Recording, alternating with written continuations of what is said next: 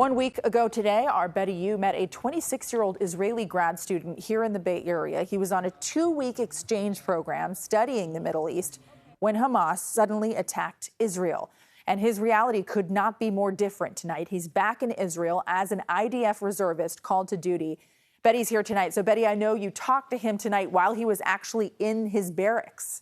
That's right. It was 3 a.m. his time, and he said he hadn't gotten any sleep. Now, this young man's trip to San Francisco was interrupted by violence back home. After he landed in Israel Sunday with other reservists who were in California, he said goodbye to his family and left for the base. That's where we caught up.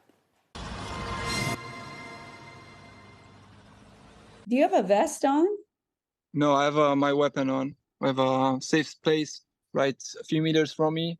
So if there's a rocket launched at us, we make sure to go to a safe place. This means we have to sleep with our shoes on, with our uniform on. Yuval Appelboim is a 26-year-old IDF combat officer being called to war for the first time. He hugged his parents and his nephew goodbye before he went to the base in northern Israel.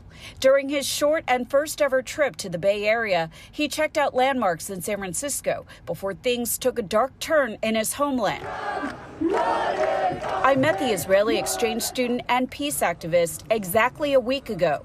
Yuval, who's Jewish, joined the pro-Israel rally at City Hall. Where do you get your strength from? Most of my strength is coming from my family and from my friends. His friends have also returned home from abroad to join the fight. Israel has called up more than 360,000 reservists to active duty after the Hamas attack. It's one of the largest mobilizations in the country's history. Are you scared? Of course, I don't want to die. Of course, I would rather keep on my life, and I don't want to be scratched mentally. I don't want to be hurt physically. But I know this is not only about me. This is about the future of my people.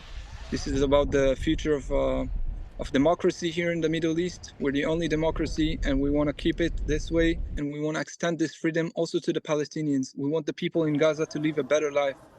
A better life cannot be lived with a terrorist organization like Hamas. Yuval said his unit is also focused on slowing Hezbollah's momentum from the north. I know the morale is really high for the soldiers. They know they're doing the right thing. They know this is our time to take down this terror organization, to get to every terrorist who kidnapped a child. We'll do everything we can to minimize the civilian casualties. Me as a student, I want to travel. I wish I could be in San Francisco right now, but unfortunately I'm here. I really don't want to hurt anybody, but I will do anything necessary to prevent these atrocities from happening again.